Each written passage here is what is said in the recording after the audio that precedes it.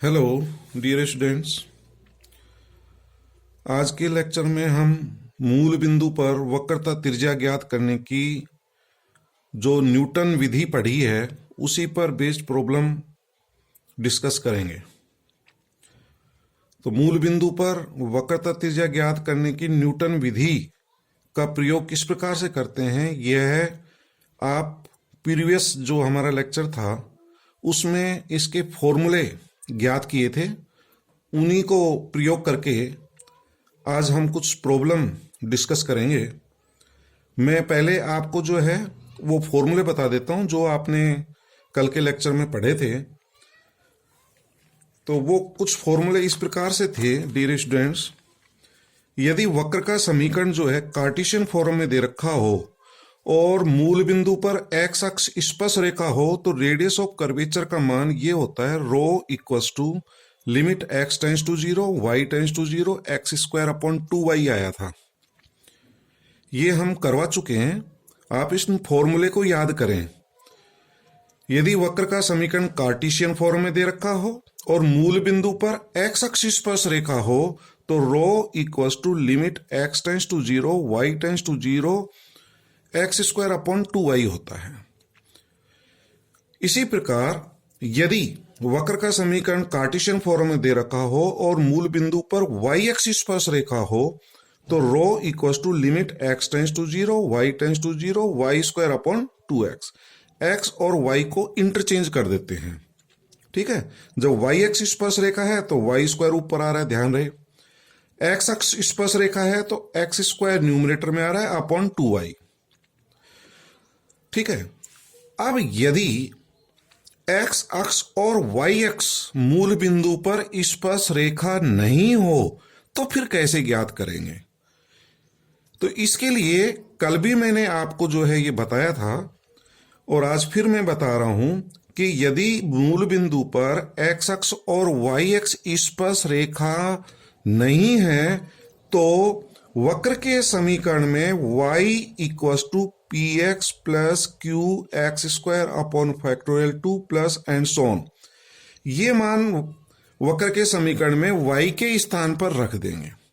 ये कैसे आया था? कल मैंने आपको जैसा बताया था, मैक्लॉरिन प्रसार में यदि x अक्ष स्पर्श रेखा नहीं है तो f dash 0 is not equal to 0, that is dy upon dx at origin is not equal to 0। तो फिर उसमें f डैश 0 की जगह या y1 0 की जगह p रखा था, आपको ध्यान होगा। तो ये वाला फॉर्मूला यूज करना है, y equal to p x plus q x square upon factorial 2। जैसा इसमें आपको पता है मैक्लॉरिन प्रमेय ये होती थी y equal to f0 plus x f dash 0 plus x square upon factorial 2 f double dash 0 plus and so on. तो वक्र मूल बिंदु से गुजरता है, ये मान तो 0 हो जाएगा। मूल बिंदु से गुजरेगा तो ये मान 0 हो जाएगा। और यदि x अक्ष स्पर्श रेखा नहीं है तो ये मान 0 नहीं होगा। x अक्ष स्पर्श रेखा है तो ये मान भी 0 हो जाता है, कल के आपने लेक्चर में देखा होगा। तो मैं फिर इसको ये लिख सकता हूं y इक्वल टू, ये तो 0 हो गया, x एज इट इज आ गया, f डैश 0 जो है ना dy अपॉन dx होता है मूल बिंदु पर। f डैश का मतलब होता है dy अपॉन dx 0 0, तो इसको जो है ना p लिखा गया है, f डबल डैश 0 को q लिखा गया है। तो यही फॉर्मूला बता रहा हूं, y equal to p x plus q x square upon factorial 2 plus and so on. तो फिर आपको क्या करना है, वक्र के समीकरण में y के स्थान पर P x plus q x square upon factorial 2 plus and so on रखने पर पूरी समीकरण x में बदल जाएगी, क्योंकि y के स्थान पर रख रहे हैं तो पूरी हमारी एक एल्जेब्रिक इक्वेशन x में प्राप्त हो जाएगी। और फिर उस समीकरण को x के आरोही क्रम में असेंडिंग ऑर्डर में लिख करके तो उस समीकरण को जो है आप सोल्व कर लें और x के असेंडिंग ऑर्डर या आरोही क्रम में लिख करके एक आइडेंटिटी सर्व समीकरण प्राप्त करें, आइडेंटिटी प्राप्त हो जाएगी। और फिर उसके बाद गुणांकों की तुलना करके equating the coefficients we get the value of p and q। और पी और क्यू की वैल्यू निकाल करके इस फॉर्मूले में रख देते हैं, rho equals to 1 plus p square whole raise to the power 3 upon 2 upon q. तो समझ गए, जब एक्स अक्स और वाई एक्स स्पर्श रेखा नहीं हो तो वाई के स्थान पर ये रखना होता है P x plus q x square upon factorial 2 plus and so on, और उस समीकरण को एक्स के लिए हल कर लें, असेंडिंग ऑर्डर में लिख लें और गुणांकों की तुलना करके पी और क्यू का मान निकाल करके इसमें रखते हैं। एक आपने जो है पोलर फॉर्म में यदि वक्र का समीकरण दे रखा हो और मूल बिंदु पर वक्रता त्रिज्या और इनिशियल लाइन प्रारंभिक रेखा अर्थात ओ एक्स अक्ष आपकी जो है स्पर्श रेखा हो तो rho equals to limit r tends to 0 theta tends to 0 r upon 2 theta. तो ये फॉर्मूले हम कल डिस्कस कर चुके हैं और आज जो है इन्हीं पर आधारित प्रॉब्लम करवाने जा रहे हैं। तो पहली प्रॉब्लम है वक्र a into y square minus x square equals to x cube के मूल बिंदु पर वक्रता त्रिज्या ज्ञात करिए। अब ये दो तरीके हो सकते हैं, अब न्यूटन मेथड लिख देंगे, भाई न्यूटन मेथड से करिए तो न्यूटन मेथड लगाना है, नहीं लिखते हैं तो ये आपके ऊपर निर्भर है कि जनरल मेथड यूज करते हो या न्यूटन विधि यूज में करते हैं। तो मैं जैसे आपका जनरल मेथड तो क्या था, मेथड फर्स्ट, इस समीकरण से dy y upon d x तथा d2 y upon d x square के मान मूल बिंदु पर ज्ञात करेंगे। इससे dy y upon d x का मान और d2 y upon d x square के मान मूल बिंदु 0 0 पर ज्ञात करें, और जो dy y upon d x 0 0 मूल बिंदु पर जो मान आता है उसको p लिखते हैं, और d2 y upon d x square का मान जो मूल बिंदु पर आता है उसको q लिखते हैं। ये मान इस फॉर्मूले में रख देते हैं, rho equals to 1 plus p square whole raise to the power 3 upon 2 upon q. इसमें p और q के मान रख करके वक्रता त्रिज्या मूल बिंदु पर ज्ञात कर सकते हो। तो ये तो है जनरल मेथड जो आप पूर्व में पढ़ चुके हैं। तो मैं तो यही सजेस्ट करूंगा डियर स्टूडेंट्स, यदि एग्जाम में यदि न्यूटन विधि नहीं लिखते हैं तो फिर आप इसी विधि से उसको सोल्व कर लें, और लिख दिया कि न्यूटन विधि से ही हल करना है तो फिर अपन ये देख लेते हैं न्यूटन विधि क्या है। वक्र का समीकरण a into y square minus x square equal to x cube है, इसको समीकरण नंबर 1 लिख लेना। अब मूल बिंदु पर स्पर्श रेखा ज्ञात करते हैं। तो मूल बिंदु पर स्पर्श रेखा ज्ञात करने के लिए कल मैंने बताया था जो वक्र का समीकरण होता है, ये जो समीकरण होता है इसमें x और y की न्यूनतम घात वाले पद जिनकी पावर सबसे छोटी है उनको देखिए। देखिए ये कितनी घात का है, 2, ये भी 2 घात का है, ये 3 घात का है। तो इसमें x और y की छोटी घात वाले पद ये हैं, दोनों दो घात के हैं। तो हम क्या करेंगे, इनको शून्य के बराबर रखेंगे। तो a into y square minus x square, चूंकि दोनों दो घात के हैं इसलिए दोनों ही लिखना पड़ेगा, इक्वल टू 0। तो मूल बिंदु पर स्पर्श रेखा ज्ञात करने के लिए x तथा y की न्यूनतम घात के पदों को 0 के बराबर रख लें। इसको सोल्व करेंगे, या तो a का मान 0 होगा या ये मान 0 होगा। a का मान 0 हो नहीं सकता, a का मान 0 है तो फिर ये आपका जो है वक्र का समीकरण ही बदल जाएगा। तो a is not equal to 0, it means y square minus x square equal to 0। तो y equal to plus minus x. तो y के दो मान प्राप्त हुए, y इक्वल टू एक्स और y equal to minus x. मूल बिंदु पर 2 स्पर्श रेखा प्राप्त होंगे। तो 2 स्पर्श रेखाएं प्राप्त होती है, आप देख रहे हैं y इक्वल टू एक्स और y equal to minus x. ये दोनों ही आपकी ना तो x अक्ष है ना y अक्ष है, ठीक है। तो यहां पर x अक्ष और y अक्ष स्पर्श रेखाएं नहीं है मूल बिंदु पर, वो होती तो y बराबर 0 या x बराबर 0 प्राप्त होता। तो यहां तो y बराबर x आ रहा है, y बराबर माइनस एक्स। 2 स्पर्श रेखाएं प्राप्त होती हैं जो कि x अक्ष और y अक्ष नहीं है। तो नहीं है तो फिर क्या बताया था, समीकरण 1 में y equal to p x plus q x square upon factorial 2 plus and so on, ये रखेंगे। ये फॉर्मूला कैसे आता था कल भी डिस्कस कर चुके हैं, मैंने आज भी बता दिया। ये मैक्लॉरेन प्रमेय से प्राप्त होता है ये फॉर्मूला, ये मैक्लॉरेन प्रसार होता है। मैक्लॉरेन प्रमेय से ये y equal to f0 plus x f dash 0 plus x square upon factorial 2 f double dash 0 plus and so on. यदि x अक्ष स्पर्श रेखा नहीं है तो ये मान 0 नहीं होगा, this is not equal to 0। मूल बिंदु से गुजरता है ये तो 0 हो जाएगा।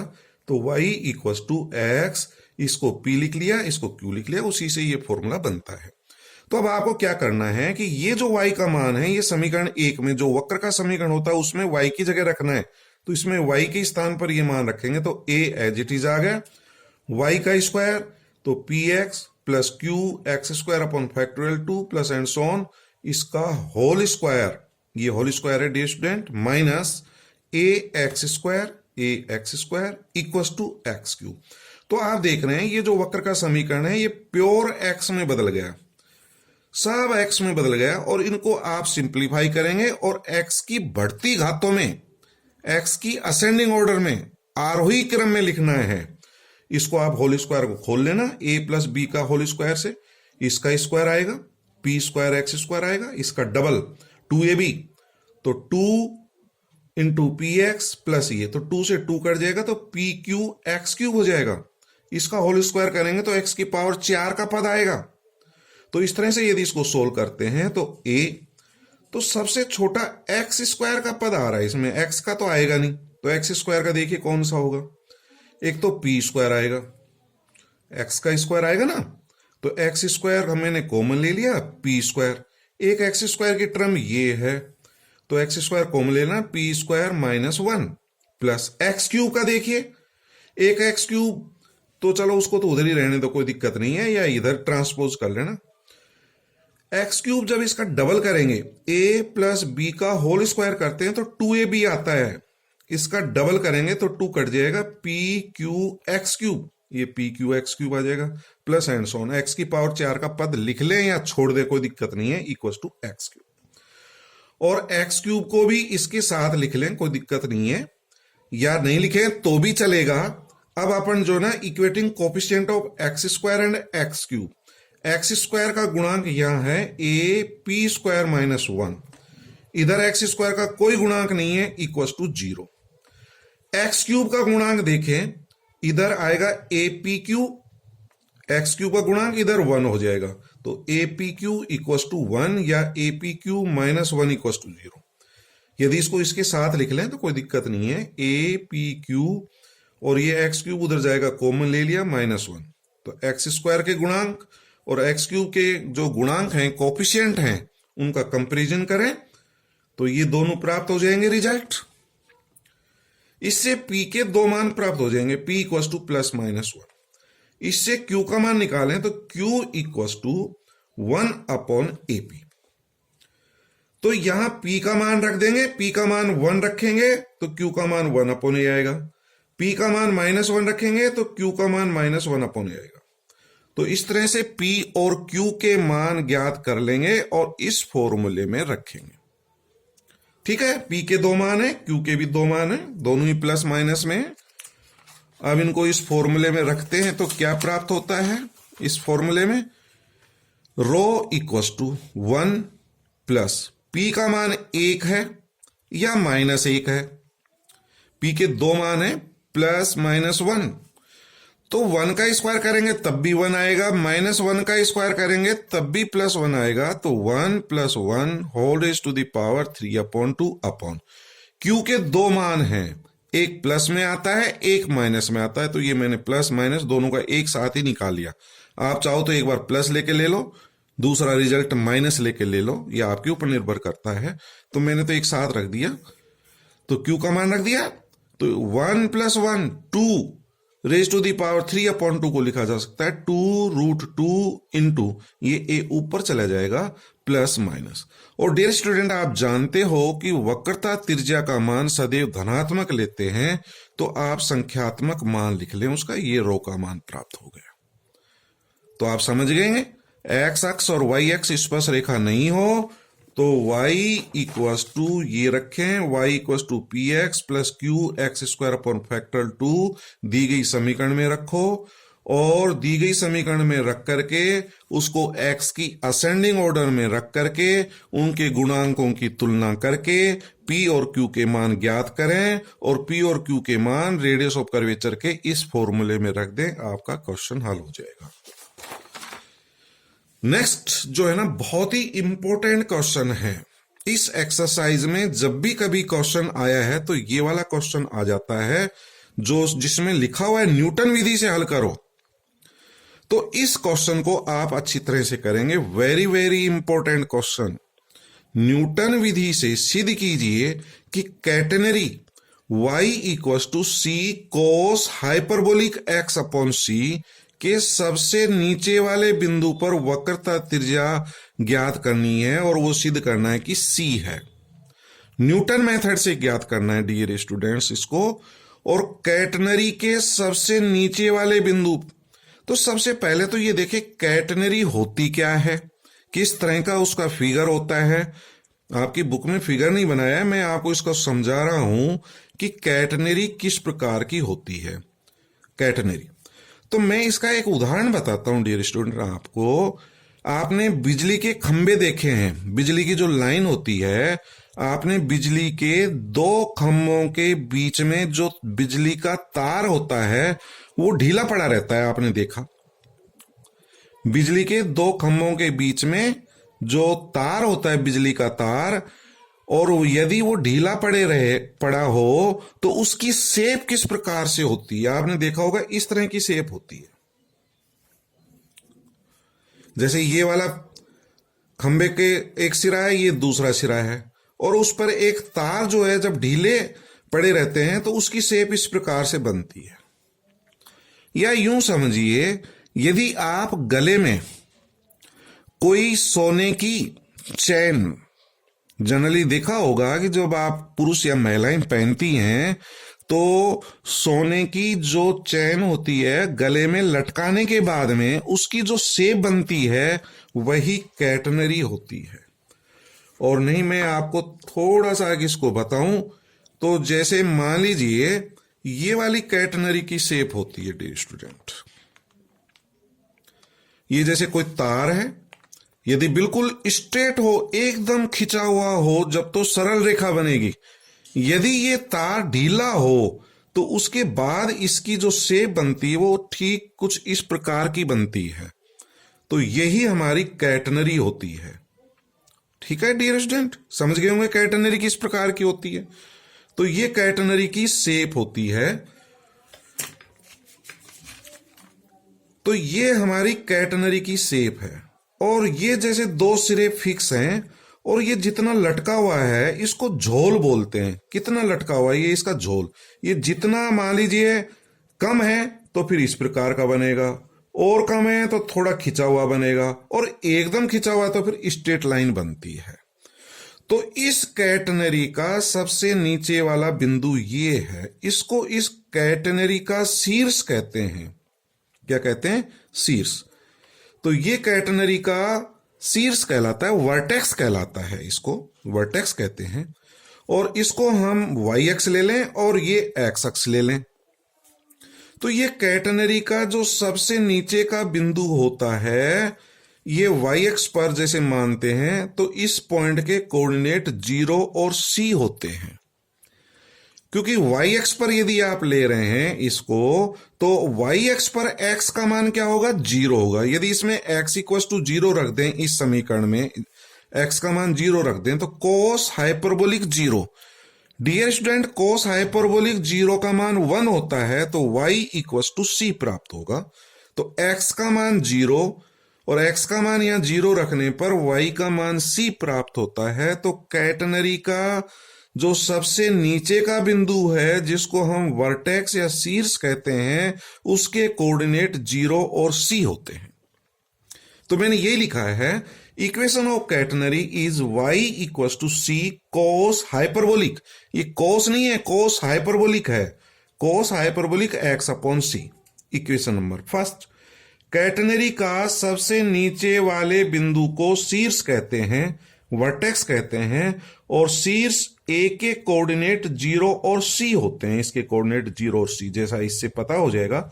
y एक्स पर x का मान 0, तो x का मान 0 रख करके y का मान निकाल लें, तो ये वर्टेक्स आ गया। अब डियर स्टूडेंट, आपको पता है न्यूटन विधि में अपन जो रेडियस ऑफ कर्वेचर निकालते हैं वो मूल बिंदु पर निकालते हैं।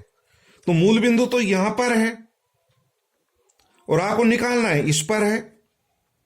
तो आपको क्या करना पड़ेगा? मूल बिंदु पर निकालने के लिए ये मूल बिंदु जो है ना यहां शिफ्ट करना पड़ेगा।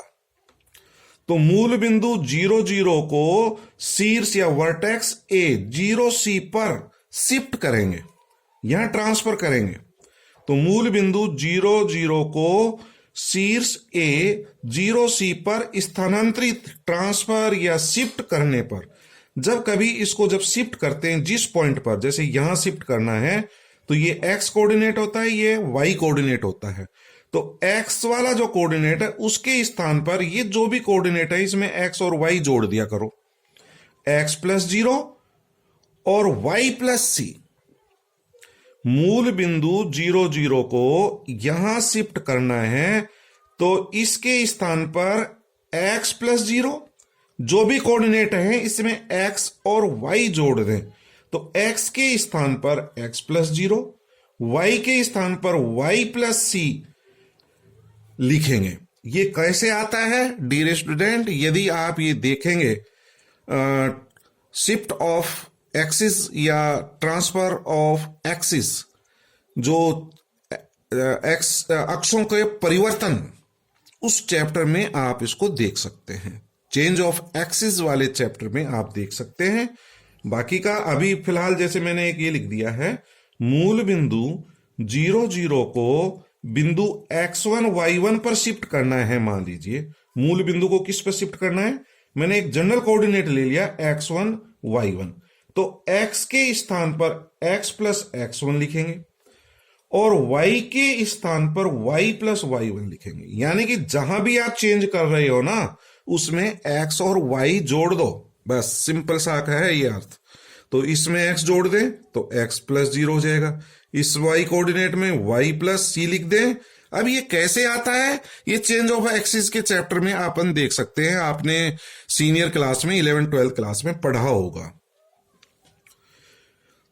तो वक्र का समीकरण क्या होगा, y के स्थान पर क्या लिखना है, y + c = c का c आ जाएगा, कोस हाइपरबोलिक, और x के स्थान पर क्या लिखना है, x + 0, तो x ही हो जाएगा अपॉन c। तो ये प्राप्त हो जाएगा रिजल्ट। ये समझने की बात है यहां पर। तो मूल बिंदु को शीर्ष पर शिफ्ट करना है इस पॉइंट पर, तो इसके स्थान पर x + 0 और इसके स्थान पर y + c लिख दे।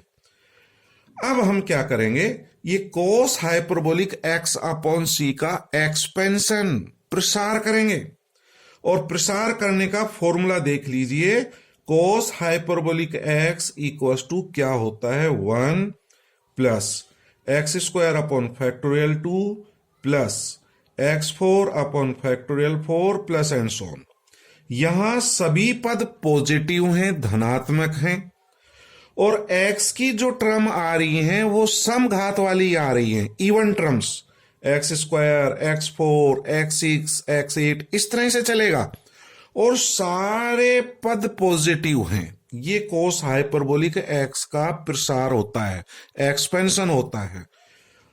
आप यदि कोस x का एक्सपेंशन पढ़ा हो, कोस x का, तो उसमें पढ़ा होगा 1 - x² upon factorial 2 plus x, उसमें ऑल्टरनेट पॉजिटिव नेगेटिव आते हैं, ये पद नेगेटिव, फिर पॉजिटिव, फिर नेगेटिव, फिर पॉजिटिव एंड सो ऑन।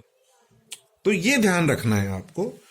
तो ये जो है फॉर्मूला अपन यहां रख दें, कोस हाइपरबोलिक x अपॉन c का प्रसार, यहां x के स्थान पर x अपॉन c लिखा है मैंने, तो 1 प्लस x² की जगह लिखेंगे x² अपॉन c², और नीचे फैक्टोरियल 2 है, प्लस 1 अपॉन फैक्टोरियल 4, इसकी पावर 4, फिर आगे फैक्टोरियल 6 आएगा और इसकी पावर 6 आएगी। इस तरह से लिख लें और इसको सोल्व कर लें।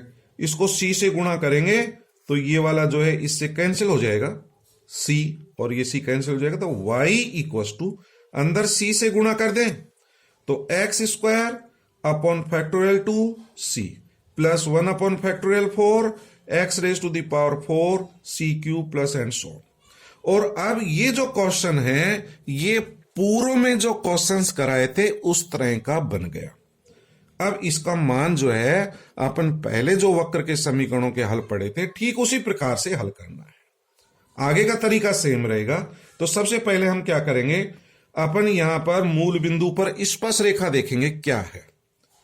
ये वक्र का समीकरण है, तो मूल बिंदु पर स्पर्श रेखा ज्ञात करने के लिए x और y की न्यूनतम घात के पदों को शून्य के बराबर रखते हैं। तो y की घात 1 है, यहां 2 है, 4 है, तो यही सबसे छोटा पद है, तो y इक्वल टू 0। तो मूल बिंदु पर स्पर्श रेखा y इक्वल टू 0 अर्थात x अक्ष है। तो मूल बिंदु पर स्पर्श रेखा कौन सी है? x अक्ष। और x अक्ष पर स्पर्श रेखा का वक्रता त्रिज्या ज्ञात करने का सूत्र क्या है? Rho equal to limit x tends to 0 y tends to 0 x square upon 2y होता है। ये फॉर्मूला होता है। अब इसमें पूरे समीकरण को 2y से डिवाइड कर दो। समीकरण 2 को 2y से डिवाइड कर दें। 2y से डिवाइड करें तो ये 1/2 हो गया, फैक्टोरियल 2, ये कांस्टेंट अलग लिख लिया, 1/c x square upon 2y plus 1 factorial 4c cube x की पावर 4 को समझाने के लिए मैं ऐसे लिख देता हूं x square into x square upon 2y। अब डियर स्टूडेंट इसमें लिमिट लगानी है, x टेंस टू 0 और y टेंस टू 0, तो ये तो कांस्टेंट है, ये कांस्टेंट है, ये क्या बनेगा? ये रो बनेगा, क्योंकि limit x tends to 0 y tends to 0 x square upon 2y zero होता है, ये रो बनेगा। ये क्या बनेगा? रो बनेगा। इनटू x की जगह जब लिमिट x टेंस टू 0 करेंगे तो ये 0 हो जाएगा, तो 0 इंटू रो करेंगे, ये भी 0 हो गया, ये रो बनेगा। तो ये प्राप्त हो जाएगा, 2 से 2 कट जाएगा और रो इक्वल टू c प्राप्त हो जाएगा। तो आगे देखें इसको।